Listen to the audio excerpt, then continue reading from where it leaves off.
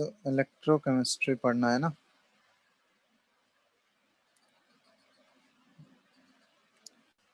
तो इलेक्ट्रोकेमिस्ट्री देखो, ये नाम से ही पता चल रहा है कि इलेक्ट्रिकल इफेक्ट हम लोग पढ़ेंगे, कि केमिस्ट्री पे इलेक्ट्रिकल इफेक्ट का क्या रोल होगा। तो इसमें हम लोग दो चीज देखेंगे कि एक्चुअली इलेक्ट्रिक करंट को कैसे केमिकल या फिर इलेक्ट्रिकल एनर्जी को कैसे इलेक्ट्रिकल एनर्जी में बदला जाएगा। ठीक है, सॉरी एक ही चीज बोल दिए। इलेक्ट्रिकल एनर्जी को कैसे केमिकल एनर्जी में बदला जाएगा, और दूसरा हम लोग देखेंगे कि केमिकल एनर्जी को कैसे इलेक्ट्रिकल एनर्जी में बदलेंगे। तो दो अलग अलग प्रोसेस है यहाँ पे, कि दो केमिकल एनर्जी का इलेक्ट्रिकल एनर्जी में और इलेक्ट्रिकल एनर्जी का केमिकल एनर्जी में कैसे कन्वर्जन होगा, वो इंटर कन्वर्जन के बारे में हम लोग पढ़ेंगे। तो हम लोग इस चैप्टर में मेनली डील करने वाले हैं inter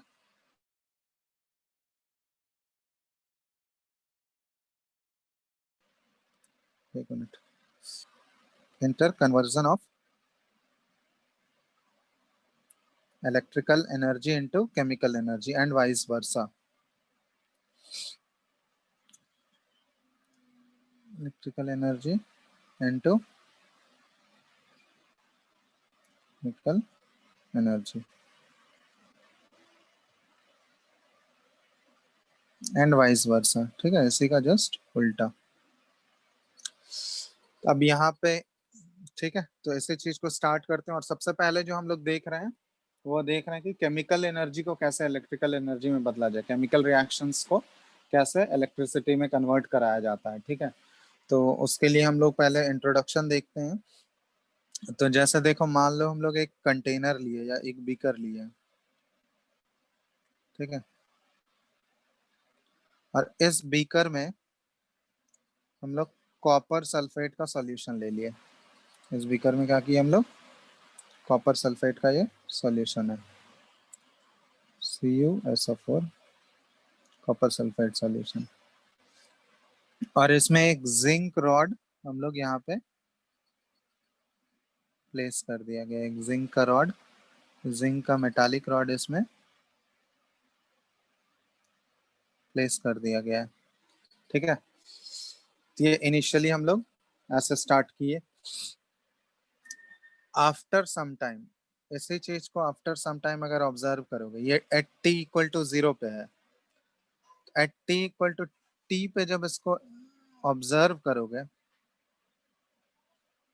T equal to t पे, तो इसमें क्या चेंज आया होगा, क्या क्या ऑब्जर्वेशन आएगा बताओ तो यहाँ पे हम ड्रॉ कर रहे हैं। तो ऑब्जर्वेशन में देखोगे, ये रॉड जो इनिशियल रॉड लिए थे, और वो रॉड जो है ये इनिशियली मोटा साइज का था, अब वो धीरे धीरे इसका थिकनेस कम होते जा रहा है। उसके बाद देखोगे यहाँ पे कि कुछ अमाउंट जो है यहाँ पे कॉपर, देखोगे कॉपर सॉलिड के फॉर्म में डिपॉजिट होगा, Cu सॉलिड के फॉर्म में। ठीक है, चलो यहाँ देखते हैं हम लोग ऑब्जर्वेशंस के, टी इक्वल टू टी पे ऑब्जर्वेशंस यहाँ पे क्या क्या आया। तो पहला ऑब्जर्वेशन यही आया कि जैसे जैसे टाइम पास होगा, टेम्परेचर जो है ना, बीकर को अगर टच करोगे बाद में टी इक्वल टू टी पे, temperature of the system increases. Temperature of the system increases मतलब टेम्परेचर अगर बढ़ रहा है सिस्टम का, इसका मतलब कि जरूर कुछ ना कुछ केमिकल प्रोसेस हो रहा होगा, तभी तो टेम्परेचर बढ़ रहा है। बिना केमिकल प्रोसेस के टेम्परेचर बढ़ेगा नहीं। तो यहाँ पे एक्चुअली केमिकल प्रोसेस हो रहा है और टेम्परेचर भी इंक्रीज हो रहा है, मतलब केमिकल एनर्जी का कन्वर्जन किस में हो रहा है, हीट एनर्जी में कन्वर्ट हो रहा है। ठीक है, अगर temperature of the system increase हो रहा है तो हम लोग ऐसा बोल सकते हैं कि chemical energy is converted into heat energy. दूसरा, यहाँ पे देखो, यहाँ जो सॉल्यूशन था इसमें सिर्फ ये सॉल्यूशन जो है कॉपर सल्फेट का सॉल्यूशन, तो इसमें सिर्फ Cu2+ के आयंस हैं, Cu2+ के एक्वस आयंस होंगे। लेकिन जो फाइनल सॉल्यूशन हमको मिलेगा, इस फाइनल सॉल्यूशन में देखोगे Zn2+ के भी आयंस मिलेंगे और Cu2+ के आयंस भी मिलेंगे। तो हम लोग ऐसा लिख सकते हैं कि द फाइनल सॉल्यूशन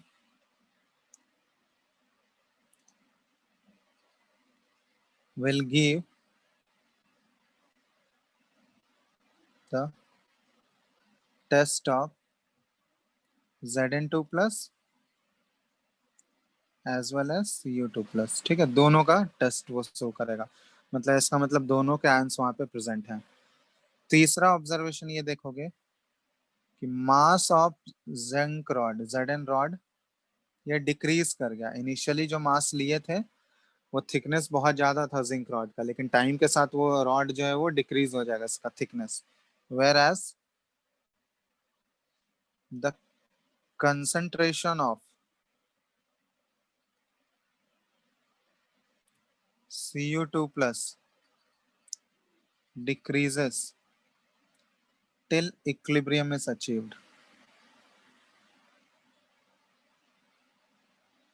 ठीक है, मतलब देखो जिंक रॉड का तो मास कम होते जाएगा, ठीक है, मास कम हो रहा है, इसका मतलब जिंक के कुछ सॉल्यूशन, जिंक के कुछ कुछ एटम्स जो हैं या पार्टिकल्स जो हैं वो उससे रॉड से निकल के किसमें आ रहे हैं, सॉल्यूशन में आ रहे हैं। इसलिए सॉल्यूशन में जिंक के आयंस भी मिलेंगे तुमको, ठीक है, और जिंक का रॉड भी कम पतला होते जाएगा। दूसरा चीज ये है कि इनिशियली जो कॉपर का कंसंट्रेशन था, कॉपर का कंसंट्रेशन जब T इक्वल टू 0 पे हम लोग देख रहे थे, तो उसमें जो भी Cu2 प्लस आयन का कंसंट्रेशन होगा, वो कंसंट्रेशन देखोगे धीरे धीरे T इक्वल टू T पे वो कम होते जा रहा है जब तक इक्विलिब्रियम स्टेब्लिश नहीं हुआ है। ऐसा क्यों हो रहा है? क्योंकि कुछ अमाउंट ऑफ कॉपर जो है हम लोग देख रहे हैं कि वो सॉलिड के फॉर्म में जाके वो सेटल डाउन हो रहा है। ठीक है, तो कॉपर का कुछ अमाउंट जो है वो Cu2 प्लस से किस में कन्वर्ट हो जा रहा है, कॉपर सॉलिड के फॉर्म में कन्वर्ट हो गया है। ठीक है, ये तीसरा ऑब्जर्वेशन है। चौथा ऑब्जर्वेशन ये देखा गया, इंटेंसिटी ऑफ ब्लू कलर, क्योंकि कॉपर सल्फेट का सॉल्यूशन है तो उसका ब्लू कलर का सॉल्यूशन होता है। ठीक है, तो ये जो इंटेंसिटी है हम लोग ऐसे लिख सकते हैं, intensity of blue colour decreases. Initially जो लिए थे उस समय जो इंटेंसिटी होगा ब्लू कलर का, ये डिक्रीज हो गया, एंड आफ्टर सम टाइम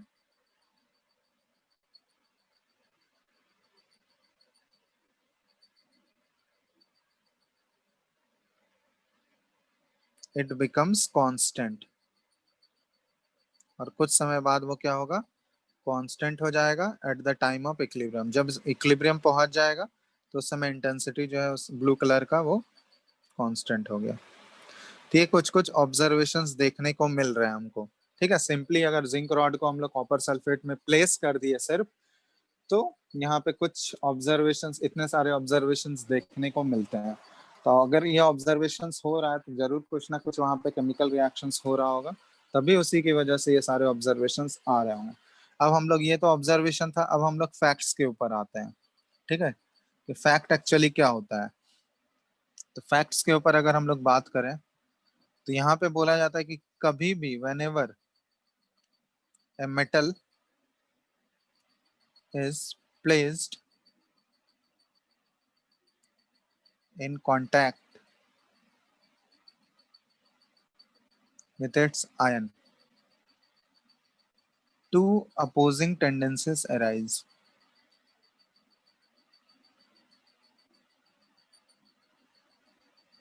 ठीक है, यहाँ पे ध्यान देना कि जब भी किसी मेटल को अगर प्लेस करोगे उसके आयनिक सॉल्यूशन में, ठीक है, उसी का कोई अगर आयन है तो उसका सॉल्यूशन लोगे, और उसी मेटल का, जिस मेटल का वो सॉल्यूशन है, उसी मेटल का अगर उसमें रॉड प्लेस करोगे तो वहां पे दो अपोजिंग टेंडेंसीज अराइज होते हैं, दो अलग अलग टेंडेंसीज अराइज होंगे। एक होता है, एक टेंडेंसी को बोला जाता है सॉल्यूशन प्रेशर। ठीक है, सॉल्यूशन प्रेशर या डी इलेक्ट्रोनेशन, या फिर इसी को बोला जाता है ऑक्सीडेशन। क्योंकि ऑलरेडी तुम लोग पढ़ चुके हो, लॉस ऑफ इलेक्ट्रॉन, रिडॉक्स में पढ़े होंगे, लॉस ऑफ इलेक्ट्रॉन को हम लोग ऑक्सीडेशन बोलते हैं। तो यहाँ पे डी इलेक्ट्रोनेशन हो रहा है, इसका मतलब क्या हुआ कि इलेक्ट्रॉन कम हो रहा है, डी मतलब कम, डिक्रीज हो रहा है, लॉस हो रहा है इलेक्ट्रॉन का, तो इसलिए इसको ऑक्सीडेशन बोला जाता है। तो ये एक पहला वाला हो गया सॉल्यूशन प्रेशर, और दूसरा होता है ऑस्मोटिक प्रेशर। सेकेंड वाला जो प्रेशर है ये है ऑस्मोटिक प्रेशर, जिसको इलेक्ट्रोनेशन भी बोला जाता है, ऑस्मोटिक प्रेशर को। और ये इलेक्ट्रोनेशन है मतलब एडिशन ऑफ इलेक्ट्रॉन, और एडिशन ऑफ इलेक्ट्रॉन के प्रोसेस को क्या बोला जाता है, रिडक्शन। ठीक है, तो हम लोग दोनों केस कंसिडर करेंगे। ठीक है, पहला वाला सॉल्यूशन प्रेशर वाला भी, और दूसरा ऑस्मोटिक प्रेशर वाला भी केस कंसिडर कर रहे हैं। ठीक है, तो सबसे पहला केस जो ले रहे हैं हम लोग, केस वन, केस 1 में हम लोग कंसिडर कर रहे हैं when metal has more tendency to get oxidised. ठीक है, कि उस मेटल का ज्यादा टेंडेंसी है ऑक्सीडाइज होने का, मतलब ऑक्सीडेशन होगा उसका। ठीक है, तो ये पहला केस हम लोग कंसिडर कर रहे हैं, तो इसमें ध्यान दो। जैसे ये हम ले लिए बीकर,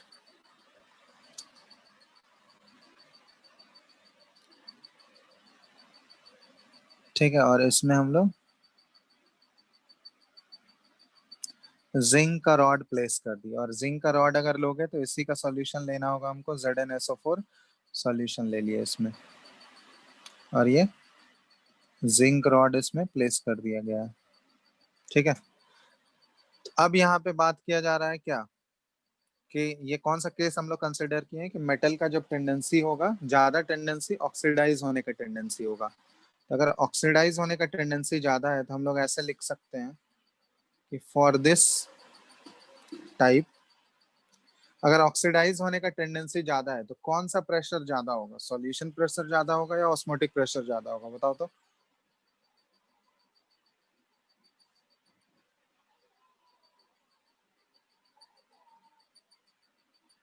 आवाज आ रहा है? Yes sir, solution. Solution pressure ज्यादा होगा, क्योंकि ऑक्सीडाइज होने का टेंडेंसी ज्यादा है, मतलब उसका ऑक्सीडेशन आसानी से होगा, रिडक्शन डिफिकल्ट होगा। ठीक है, तो वो मेटल का ऑक्सीडाइज होने का टेंडेंसी ज्यादा है, तो ऑब्वियसली ऑक्सीडाइज होने का टेंडेंसी मतलब सॉल्यूशन प्रेशर उसका क्या होगा, ग्रेटर। तो इस टाइप के लिए हम लोग बोल सकते हैं कि solution pressure is greater than osmotic pressure. ठीक है, that is metal has more tendency to get oxidised than reduce. और इस केस में अगर मेटल का ऑक्सीडाइज होने का टेंडेंसी ज्यादा है तो हम लोग बोल सकते हैं यहाँ पे कि concentration of Zn2 plus ions increase solution. क्योंकि अगर ऑक्सीडाइज होने का टेंडेंसी ज्यादा है, इसका मतलब क्या हुआ कि वो ऑक्सीडाइज हो रहा है, मतलब लॉस ऑफ इलेक्ट्रॉन। तो जिंक रॉड क्या करेगा, ये इलेक्ट्रॉन लूज करके, दो इलेक्ट्रॉन लूज करके ये क्या बना रहा है, Zn2 प्लस आयंस बनाते जा रहा है। ठीक है, Zn2 प्लस आयन में कन्वर्ट होते जा रहा है। तो जैसे ही ये दो इलेक्ट्रॉन लूज करेगा और Zn2 प्लस में कन्वर्ट करेगा, तो Zn2 प्लस आयंस क्या होंगे, धीरे धीरे इस सॉल्यूशन में आना स्टार्ट हो जाएंगे। इससे बाहर निकल के ये Zn2 प्लस देखोगे यहाँ पे बाहर सॉल्यूशन में आ गया उस रॉड से निकल के। ठीक है, ये इस तरह से सॉल्यूशन में आ गया, और रॉड में क्या हो गया, वो फ्री इलेक्ट्रॉन्स रॉड में बच जाएगा, क्योंकि अगर 2 प्लस आयन चार्ज बाहर निकल गया तो रॉड में क्या बच जाएगा, नेगेटिव चार्ज ही बच जाएगा ना, जो इलेक्ट्रॉन्स की वजह से जो इलेक्ट्रॉन्स निकले होंगे, तो इलेक्ट्रॉन तो वहीं पे है। ठीक है, तो वो इलेक्ट्रॉन किस फॉर्म में वहां पे प्रेजेंट होगा, नेगेटिव चार्ज के फॉर्म में होगा। और जो Zn2 प्लस आयन निकला है या जो बना है वो तो बाहर निकल के किस में आ जाएगा, सॉल्यूशन में आ जाएगा। तो इसकी वजह से हम लोग बोल सकते हैं कि मेटालिक और ये चार्ज दोनों में इक्वल एंड अपोजिट होंगे। जो मेटालिक रॉड पे जो नेगेटिव चार्ज आया होगा उसका मैग्नीट्यूड जितना होगा, और सॉल्यूशन में जो पॉजिटिव चार्ज आया होगा उसके ऊपर जितना मैग्नीट्यूड होगा, वो दोनों का चार्ज का मैग्नीट्यूड जो होगा इक्वल होगा। ठीक है, मैग्नीट्यूड इक्वल होगा और अपोजिट चार्जेस होंगे। तो यहाँ पे तीसरा हम लोग ऐसे लिख सकते हैं कि the metallic rod and the solution has equal and opposite charge. ठीक है, उनका मैग्नीट्यूड सेम होगा, नेचर अपोजिट होगा। ठीक है, चलो अब इक्वल एंड अपोजिट अगर चार्ज है तो मेटालिक रॉड के पास एक्स्ट्रा कौन सा चार्ज हो गया, मेटालिक रॉड हैज एक्स्ट्रा, ऐसे बोल सकते हैं मेटालिक रॉड के पास एक्स्ट्रा नेगेटिव चार्ज है। ठीक है, therefore it may act as a source of electron. ठीक है, क्योंकि एक्स्ट्रा नेगेटिव चार्ज है उसके पास, इसीलिए वो मेटालिक रॉड जो है एक सोर्स ऑफ इलेक्ट्रॉन के सोर्स की तरह वो बिहेव कर सकता है। और अगर वो इलेक्ट्रॉन के सोर्स की तरह बिहेव कर रहा है तो उसको हम लोग metallic rod having extra negative charge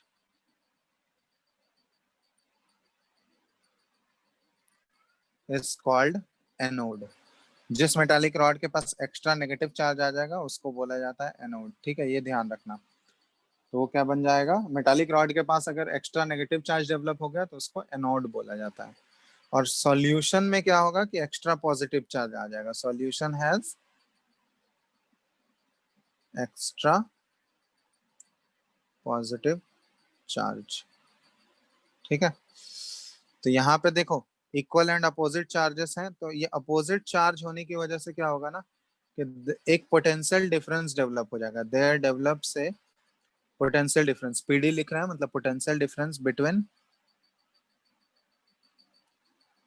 solution and the metallic rod.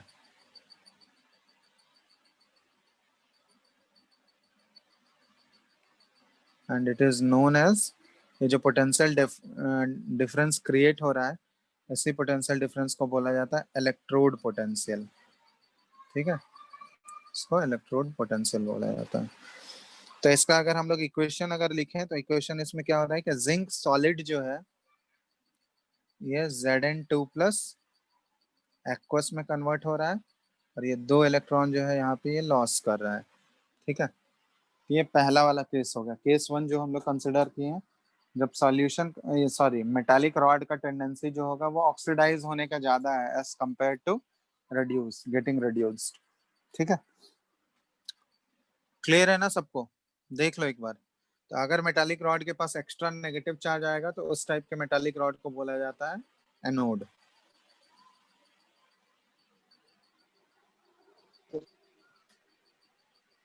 ठीक है, yes, चलो, तो ये हो गया केस 1। अब इसी का दूसरा केस अगर हम लोग कंसिडर करें, case 2।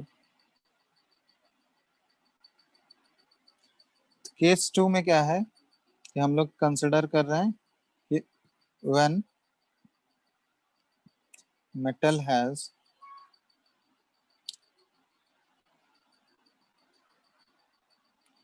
more tendency to get reduced, metal का रिड्यूस होने का टेंडेंसी ज्यादा है। ठीक है, तो जैसे इसमें एक एग्जांपल ले रहे हैं हम लोग,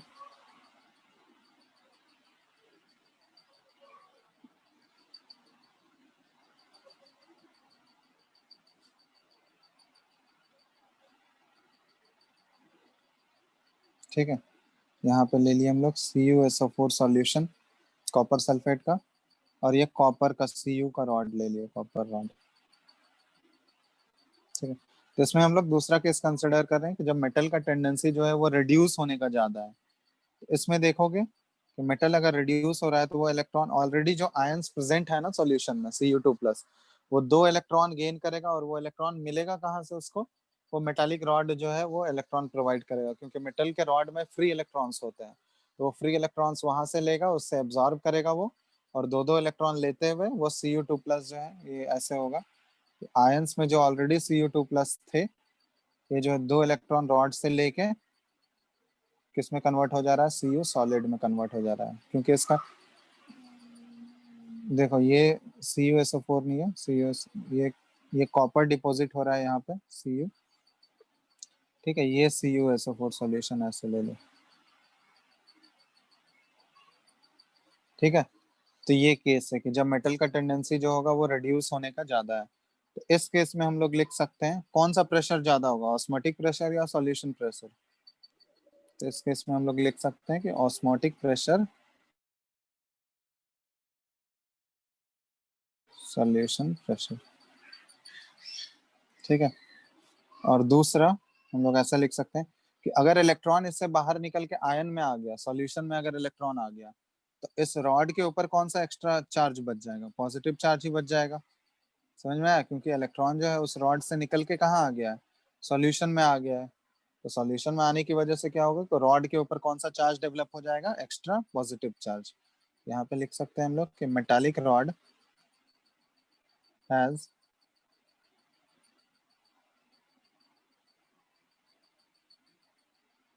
extra positive charge, whereas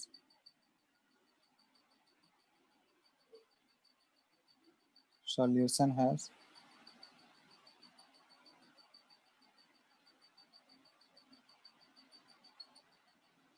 extra negative charge, ठीक है। देखो यहाँ एक्स्ट्रा नेगेटिव चार्ज, क्योंकि जरूरी नहीं है कि सारे आयंस डिपॉजिट ही हुए हैं, सारे आयंस थोड़ी ना डिपॉजिट होंगे, मतलब अगर ऐसा होता तब तो पूरा तुरंत कॉपर ही बन जाता।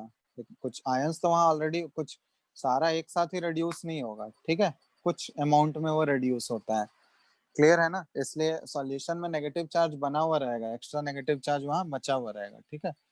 और अगर सॉल्यूशन में एक्स्ट्रा नेगेटिव चार्ज हो गया और मेटालिक रॉड के ऊपर एक्स्ट्रा पॉजिटिव चार्ज हो गया, ठीक है, तो ये जो इलेक्ट्रोड है ना, ये जो जिसके ऊपर एक्स्ट्रा पॉजिटिव चार्ज डेवलप हुआ है, तो इस टाइप के इलेक्ट्रोड को हम लोग बोलते हैं, दिस टाइप ऑफ इलेक्ट्रोड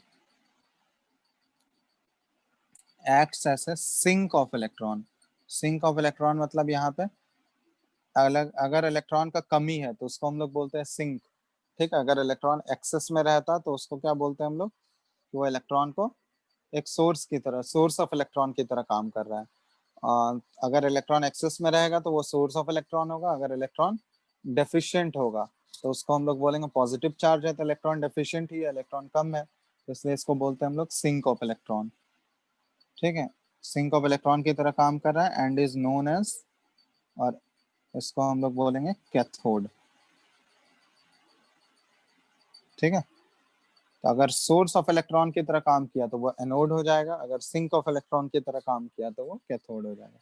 और यहाँ भी एक पोटेंशियल डिफरेंस डेवलप होगा, पोटेंशियल डिफरेंस इज डेवलप्ड किसके किसके बीच में, रॉड के बीच में और सॉल्यूशन के बीच में, तो potential difference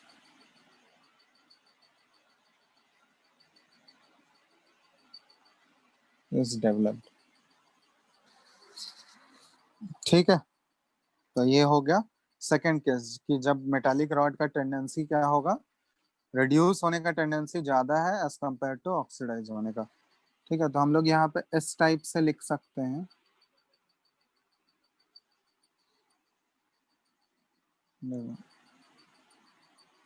types of electrode.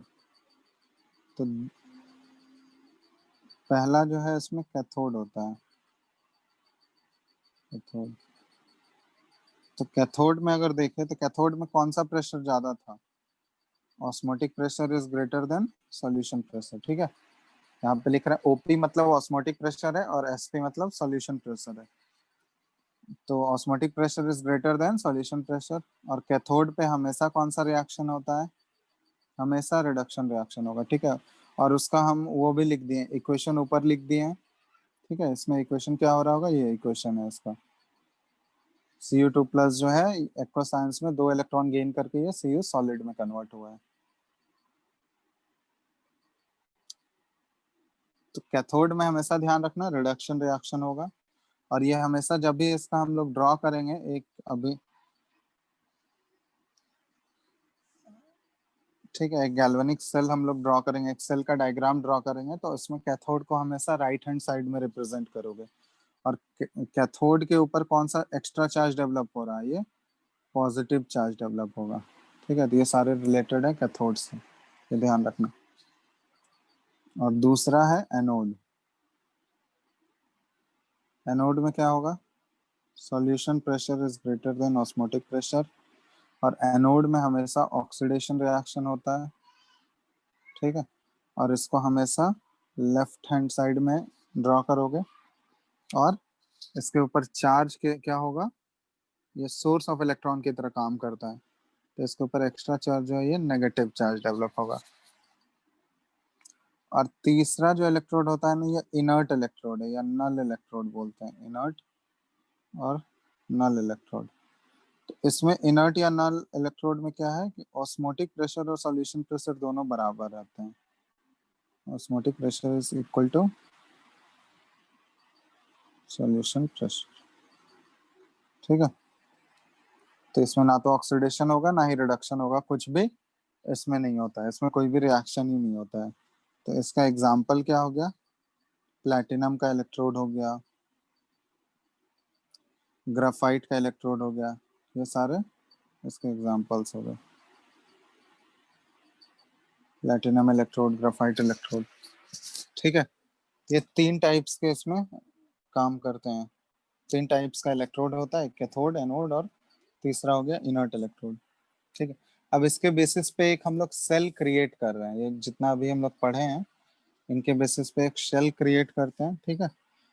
तो उसमें देखो, जब दोनों को हम लोग कंबाइन कर दें, एक में ऑक्सीडेशन हो रहा था और एक में रिडक्शन हो रहा था, तो दोनों को हम लोग अब कंबाइंडली लिख रहे हैं, ठीक है। वो दोनों अलग अलग करके देखे थे, अब दोनों को कंबाइन कर,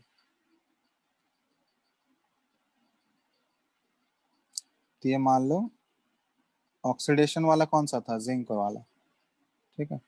तो ये जिंक रॉड यहाँ पे ले लिया हम लोग,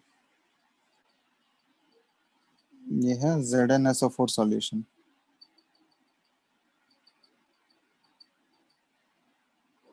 ठीक है। इसके बाद ये दूसरा है,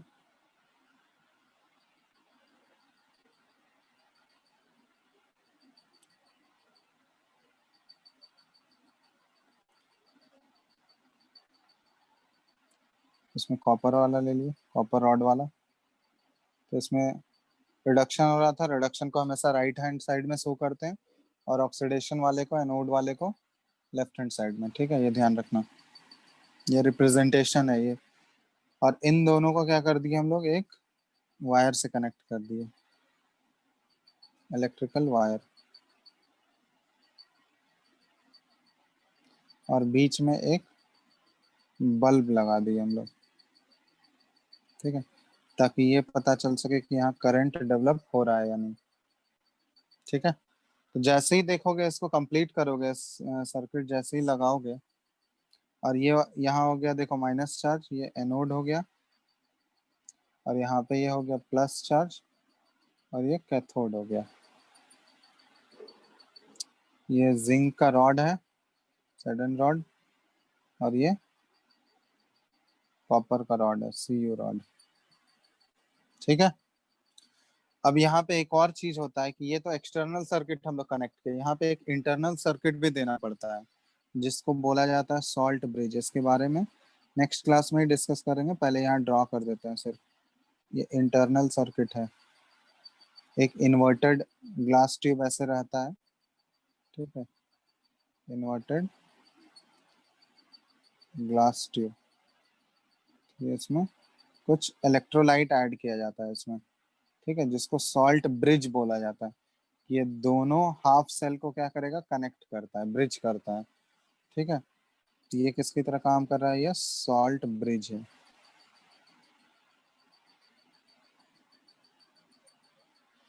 तो इस वाले एनोड वाले में कौन सा रिएक्शन होगा, ये ऑक्सीडेशन हाफ सेल है, और ये रिडक्शन हाफ सेल है, और इन दोनों का जब ज्वाइन कर दिए तो ये पूरा रिडॉक्स बन गया, रिडक्स हाफ सेल, ठीक है। तो इसमें देखोगे जैसे ही ये सर्किट कंप्लीट होगा, जैसे ही इन सबको हम लोग कनेक्ट करेंगे, तो एक करंट फ्लो होगा। डायरेक्शन ऑफ करंट बता सकते हो, करंट का डायरेक्शन किधर से किधर फ्लो करता है हमेशा। इलेक्ट्रॉन किसके पास एक्सेस में है, एनोड के पास एक्सेस में है। तो करंट हमेशा देखो, जैसे ही वायर से इस पे कनेक्ट करोगे तो इलेक्ट्रॉन फ्लो होना स्टार्ट कर जाएगा एनोड से। इलेक्ट्रॉन का फ्लो किधर जाएगा, एनोड से कैथोड की तरफ इलेक्ट्रॉन जाएगा, ठीक है। फ्लो ऑफ इलेक्ट्रॉन किधर से होगा, एनोड के पास एक्सेस में इलेक्ट्रॉन है तो एनोड से निकलेगा और वो कैथोड की तरफ जाएगा, ठीक है। तो अगर इलेक्ट्रॉन एनोड से कैथोड की तरफ जा रहा है तो डायरेक्शन ऑफ इलेक्ट्रिक करंट क्या होगा बताओ तो, डायरेक्शन ऑफ इलेक्ट्रिक करंट क्या होगा तो बोलो। कैथोड से एनोड। हाँ, क्योंकि फ्लो ऑफ इलेक्ट्रॉन के हमेशा फ्लो ऑफ इलेक्ट्रॉन के अपोजिट में होता है ना इलेक्ट्रिक करंट का डायरेक्शन। तो इलेक्ट्रॉन यहाँ पे फ्लो कर रहा है एनोड से कैथोड की तरफ, तो इलेक्ट्रिक करंट जो है, ये करंट का डायरेक्शन क्या हो जाएगा, ये डायरेक्शन में होगा। यहाँ पे लिख रहा है डायरेक्शन ऑफ, ये डायरेक्शन ऑफ इलेक्ट्रिक करंट, ये ध्यान रखना कि इलेक्ट्रॉन फ्लो हो रहा है एनोड से कैथोड, और करंट का डायरेक्शन जो होगा हमेशा opposite to flow of electron होता है, तो कैथोड से एनोड की तरफ होगा।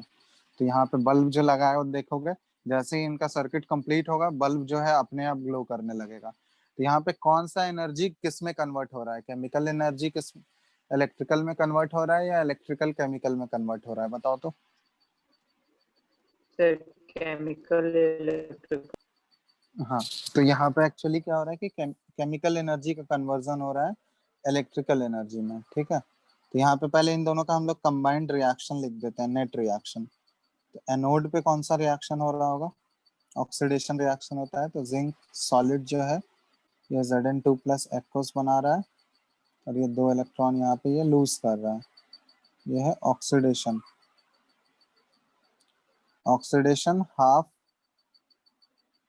सेल रिएक्शन, ठीक है। और यहाँ कैथोड पे क्या होगा? कैथोड में रिडक्शन हो रहा होगा, Cu2 प्लस एक्वस जो है ये 2 इलेक्ट्रॉन गेन कर रहा है और Cu सॉलिड में कन्वर्ट हो गया। तो ये है रिडक्शन हाफ सेल रिएक्शन, ठीक है। इन दोनों को जब कंबाइन करोगे तो एक नेट रिएक्शन आएगा। नेट रिएक्शन में इलेक्ट्रॉन इलेक्ट्रॉन दोनों साइड कैंसिल आउट हो जाएंगे। तो नेट रिएक्शन क्या हो जाएगा? Zinc solid plus Cu2 plus aqueous और ये इधर Zn2 प्लस एक्वस और प्लस Cu सॉलिड। ये हो गया हमारा नेट रिएक्शन, ठीक है। तो जिस डिवाइस में ये डिवाइस एक्चुअली काम क्या कर रहा है? केमिकल एनर्जी को इलेक्ट्रिकल एनर्जी में बदल रहा है। तो इस टाइप के डिवाइस को बोला जाता है a device which converts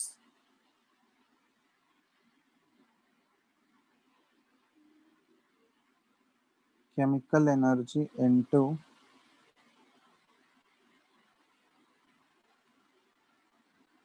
electrical energy is called galvanic cell, ठीक है। तो जो डिवाइस जो है केमिकल एनर्जी को इलेक्ट्रिकल एनर्जी में कन्वर्ट करता है तो उसको गैल्वेनिक सेल बोला जाता है, या फिर वोल्टाइक सेल भी बोलते हैं हम लोग, या फिर रिडॉक्स सेल भी बोलते हैं, ठीक है। तो ये सारा एक ही चीज है। यहाँ पे एक्चुअली इन तीनों सेल्स में क्या हो रहा है? केमिकल एनर्जी का कन्वर्जन हो रहा है इलेक्ट्रिकल एनर्जी में, ठीक है। तो यहाँ पे एक टर्म आ रहा है सॉल्ट ब्रिज, इसके बारे में नेक्स्ट क्लास में डिस्कस करेंगे हम लोग डिटेल में, ठीक है। बस ये जस्ट लिखा दे रहे हैं सॉल्ट ब्रिज एक्चुअली होता क्या है, इसका फंक्शंस ये सारा नेक्स्ट क्लास में। तो एक्चुअली क्या है salt bridge? It is inverted you tube, you tube की तरह होता है, इन विच यू शेप्ड ट्यूब है, इन विच सॉल्ट इज फिल्ड, कोई इलेक्ट्रोलाइट भरा जाता है उसके अंदर, सॉल्ट फिल किया जाता है, ठीक है। एग्जाम्पल NaCl टाइप का सॉल्ट, या फिर KCl, NaNO3 एटसेट्रा विथ अगर अगर पेस्ट। तो अगर अगर ये एक्चुअली एक टाइप का अलगे होता है, ठीक है। अलगे पढ़े होगे तुम लोग बायो में, वो टर्म आता है। तो अगर अगर पेस्ट के साथ इसको भरा जाता है। अगर अगर पेस्ट क्यों यूज किया जाता है? ताकि विस्कस सॉल्यूशन प्रिपेयर किया जा सके, ठीक है। अगर अगर प्रिपेयर डालने का मतलब क्या है कि उसका विस्कोसिटी मेंटेन हो सके, ताकि वो आसानी से मतलब आसानी से फ्लो नहीं करे, ठीक है। विस्कोसिटी उसका मेंटेन रहे टू प्रोड्यूस विस्कस सॉल्यूशन। तो अगर अगर पेस्ट यूज करने का मतलब टू प्रोड्यूस विस्कस सॉल्यूशन, ठीक है। अब क्यों सॉल्ट ब्रिज हम लोग डालते हैं, क्यों यूज करते हैं, ये हम लोग आगे नेक्स्ट क्लास में करते हैं, ठीक है। तो यहाँ तक ही रहने देते हैं आज, ठीक है। ये जस्ट इंट्रोडक्शन था इलेक्ट्रोकेमिस्ट्री का गैल्वेनिक सेल के बारे में, ठीक है। इसके आगे नेक्स्ट क्लास में हम लोग सॉल्ट ब्रिज के फंक्शंस को डिटेल में देखेंगे, आखिर सॉल्ट ब्रिज का यूज क्यों पड़ता है और उसमें एक्चुअली होता क्या है, कैसे वो सेल के फंक्शनिंग में हेल्प करता है, ठीक है। कोई डाउट है यहाँ तक तो बताओ किसी को, देख लो एक बार।